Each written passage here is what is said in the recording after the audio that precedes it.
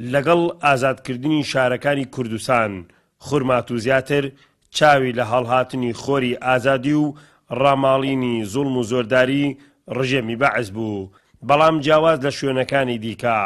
شەڕ و پێکادانێکی سەختی چەند ڕۆژی بەردەوام بوو بە خوێنی شەهیدی فەرماندە حەمەڕەش و هاوڕێکانی توانرا خورمات و ئازاد بکرێت. درود و سڵاو بۆ ڕۆحی شەهیدانی ڕاپەڕینی کوردستان و شەهیدانی شارەکەم شاری دۆست خورمات و لە سروی هەمووشیانەوە شەهید حەمەڕەش، هەر لێرەشەوە پیرۆزبایی لە خانەوادەی شەهیدان و کەسوکاری ئەنفالکراوەکان و پێشمەرگە دیێرینەکان و سەرجەم ڕێخستنەکان و کەمەندامانی سەنگەر و زیندانیانی سیاسی یەکەم لەم ڕۆژەدا. دیارە ئێمە بەداخەوە شارەکەمان شاری خورمات و بە پێی ئەو خەڵکەوتەی جوگرافیەیەکەوە تایەتی با بڵێن شاری دۆست خورمات و کەوتۆتە شاڕێی بینی نێوان هەرێمی کوردستان و حکوومەتی ناوەند با بڵێن بەغدا. ئەم هەڵکەوتە جوگرافیە وای کردووە ئەم شارەی ئێمە لە زۆربەی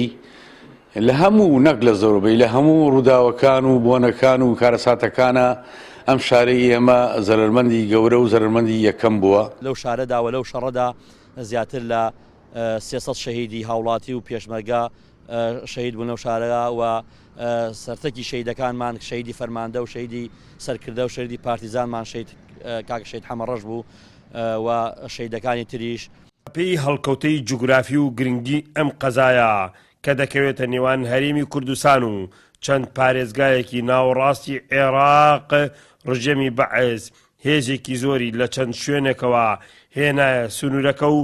بەفڕۆکە و بردومانکردنی دەست پێ کرد بۆ ئەوەی ڕاپەڕین خامۆش بکات، بەڵام تووڕێی جەماوەر و ئازایەتی پێشمەرگەکانی یەکێتی نیشتیمانی کوردستان و جەماوەر هەروەها ڕۆڵی ئێزگەی دەنگی گەلی کوردستان توانی سەرکەوتنی گەورە تۆمار بکەن. لە ڕاپەڕینی بەهاری ساڵی 92 لە هەموو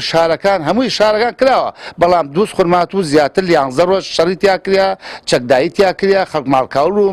ماڵوێران بوو. شەهیدێ لەو شەهیدانە شەهید حەمەڕەش لە بناری سەنگاوە هاتووە خوێنی خۆی ئەڕێژێ لە دۆست خورمات و تا ئیستا